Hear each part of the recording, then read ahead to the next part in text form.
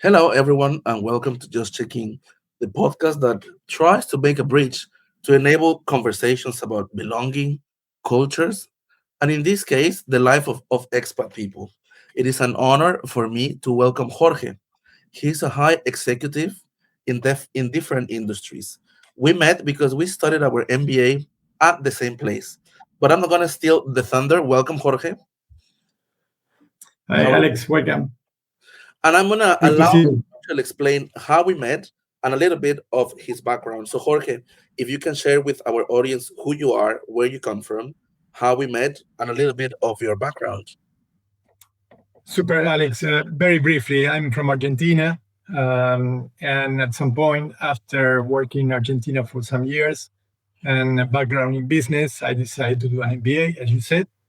And since then, I worked mainly in the pharmaceutical industry, in different pharma companies, from Eli Lilly, American company, Novartis, in different divisions, ophthalmology, different areas, and all around the world. Basically, I lived in Mexico 2 times, US, Denmark, managing the Nordic countries, Switzerland a couple of times, Barcelona.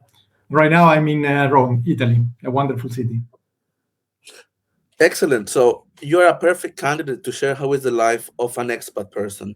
The focus of this chat is to illustrate to our audience the different cultural aspects, sociological, financial, even emotional topics that can touch a person when moving to a new country.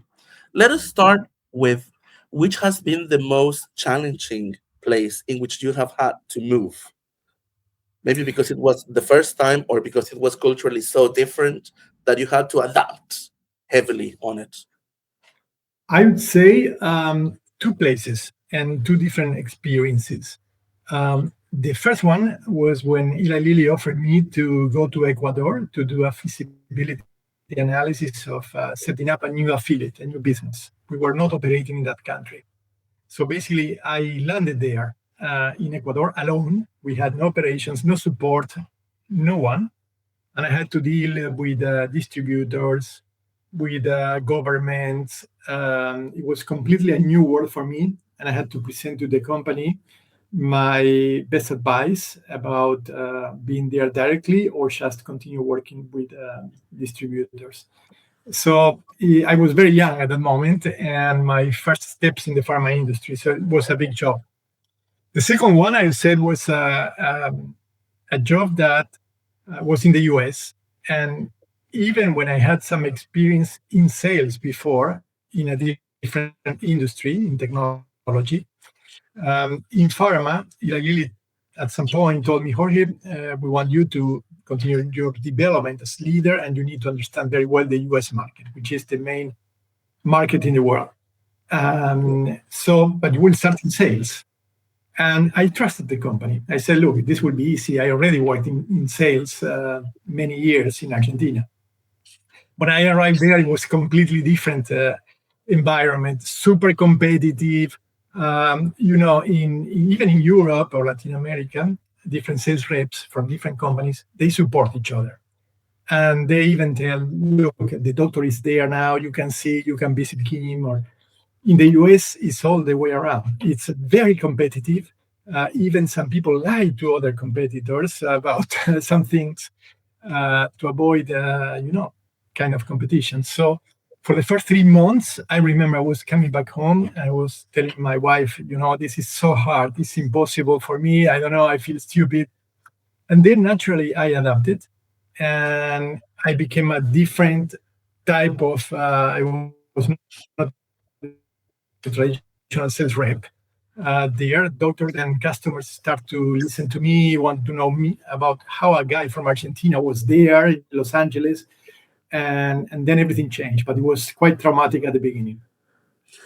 You touched several points that I want to actually discuss further. You talk about change and having to actually adapt. When you move to a new country, there is an element of the old version that has to be left behind to integrate new cultural aspects or new ways of working, which has been these unexpected new skills that you had to learn to be able to cope with the efforts of working in a new settlement? I would say because as a child I had to move many times within Argentina, but different neighborhoods and schools, and so naturally I was quite adaptable. Uh, but because of this job, and after moving and working and living in so many cultures and countries, I think I moved one step ahead. And I would say, for example, one of the things that I consciously do when I go to a new country, a new environment, is to understand the psychology, the idiosyncrasy of people, the way they live, what they value. And one example, for example, there are countries where people in the companies or in politics in general, they respect hierarchies a lot. Mexico is one of them, for example. And so the ideal thing is how to find a balance between adapting yourself there, but also how to drive some change as well. So, for example, I remember the first week I was in Mexico and I was leading a team of managers there. I was in an offsite and I went to, it was a horrible day. It was raining, lightings. And so I went to the window there and I told my team, what a wonderful day. And all of them came to me and said, yes, beautiful. We like it. And I said, look, guys, I understand that you want to be fine with me, but what I want is to be, your transparency and to tell me exactly what you feel, even when you are challenging me, because that's the way we need to operate. So I think change is true. You need to understand, but at the same time, when you want to drive change, also you need to understand how to do it in different cultures. That is such a great example, and I never thought that reverse psychology that could also impact how teams work. Now, let us talk about the expectation aspect. Sometimes when you move to a new country, coming from Latin America, we say, I also lived in several countries, and I will tell you one case of mine. When I moved to England, I said, oh, my life is going to be easier in such and such aspect. And when you arrive, you realize there's a cultural bias, and the reality is completely different, right? And it's not as Yeah, simple yeah. as you think. Has that happened to you? What advice could you give to people if they plan to relocate or to go in terms of expectations versus reality? Yeah, I think the best thing to do is to be very open, to observe, to listen, um, and to do obviously a contrast between what you thought and what you were told and what you see. For example, when I moved to the Nordic countries, I had an image and perception that people were cold, inexpressive, not speaking that much. And it's true that in Nordic countries, there are different countries, and many of them are very different from each other. But in general, when I was living in Copenhagen, super warm people, helpful, transparent. They love to party life, to enjoy. Christmas party is a tradition. It's the last thing that you want to cut when you have to do some budget cuts. You never touch that. They love to celebrate. So for me, that was a change and something unexpected when I came to that country. So you need to be open and understand how they operate and their mindset. Absolutely. I think one person's identity and belonging changes when you're an expert because you leave a little bit of the old version of you and you integrate elements of the different countries where you are. How do you think has the life of as an expat changed you as a person? Look, it has changed me and it has changed my family, my daughters, because they were also exposed. And for me, it was very easy to observe the change on them.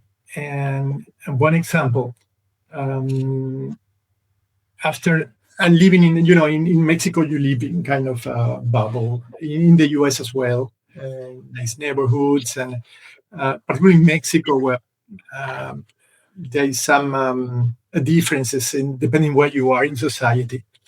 And so being raised there with their bodyguards, with the bulletproof cars and these type of things, moving to Denmark, where it was much more similar to my life in Argentina, where more or less everyone is the same, and you can take your bike and go to the school. So kids there at 6, 7 years old, they go by themselves to the school. They take the train, like in Switzerland as well. So one of the things that I observed when we arrived to Mexico one Sunday, apologies, I'm telling many examples, but I think sometimes it's the best way to demonstrate and This to is what share we want. experience. Hear you. Super. So one Sunday we were going to a museum, and no one in the street. It was a cold morning, very narrow street, no cars at all. So at some point, I told my daughters, okay, they were hanging, holding my hands, let's cross. And say, no, Dad, it's in red. While this in other countries was perfectly fine to cross the street. And there I thought, fantastic, this is what they are getting from this society right now. So I was very happy to observe that. That is a great example. Thank you for sharing because also touches your family aspect. Finally, for our viewers, if they decide to go through the expat life, what three top recommendations would you give them while moving through a different country? Good. I say first, be open and be ready to absorb as much as you can, because you will start a life that is super rich, but it depends on you how much you can absorb and internalize. Be ready to enjoy different type of foods, culture, behaviors, different type of jokes. Everything can be new. So be open to that if you really want to maximize the experience. Um, I would say as well, forget forget the past and where you're coming from, because I've seen many Argentinians, for example, that they were complaining. Argentinians are very proud of themselves and their country. So I observed many of these Argentinians complaining, "Oh, the meat there was better. Wine, Argentina weather, always it also be meat." had. Yes, and look, maybe, but there are wonderful things that you have now in this new country that you didn't have before. So I think that would be a second advice. Hmm. What about language? Language. Well, I think it's important to you grow a lot mentally when you learn a new language, um, but also you can enjoy much better the culture. Um, in Italy, for example, I studied even when my grandmother used to speak to me in Italian when I was a kid. Um, I'm learning Italian. And it's the best way to interact with people. When I go to the gym, when I play tennis, I do different sports and interact. In my company, in the board of the company, we speak in English because we are from different countries. Yes. But in normal life, you really want to enjoy, you need to learn the language. In some countries, like in the Nordics, for example, they tell you, look, everyone speaks perfect English here. So don't invest your time in a language that only 5 million people in Denmark speak. So Yes. more or less, that's Yes. my advice. Jorge, thank you very much for this chat and for this session. I'm sure that it's going to be very useful. You're a person that, to me, you have been an inspiration and a role model. As you know, you have always been helpful.